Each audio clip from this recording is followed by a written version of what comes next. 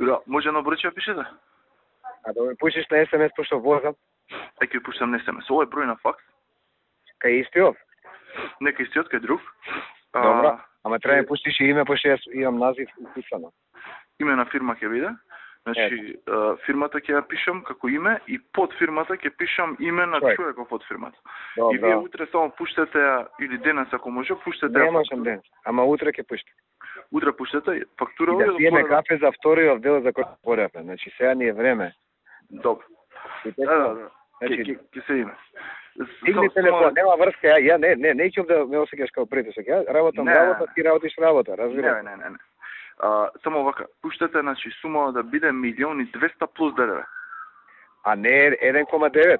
Не, 1.200.000 плюс ДДВ. Добра, а ние 200.000 оно што ги дужи, како ќе ги најдеме, пичко матер? Ќе ги најдеме. Добро. Цело да го расчистиме пошто ми е вакво. И добро, тоа е ситно. На фактурата пишете само за човеков што ќе ви го пишам да знаат дека е за него.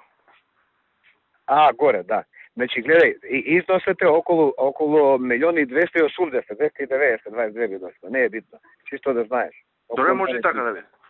Значи, околу 1,3. Ке видиш таму прецизно, пише се на памет збора. Околу 1,3 плюс ДДВ, така? Да, околу 1,3, да кажеме плюс ДДВ, да. Окей. Добро, а после имено, ситно тоа да некако да го направиме. Боле би било преку овој, пошто веќе има фактура, ако не, може од некој друг. Важи, шефе, ајде. Добро, и да седнеме... И пишете ми утре SMS за статус, дали е окей, не е окей, така. Да, важи. Дај ми ги ти податоците, јас да ги имам за утре. Ајде, важи. Ајде.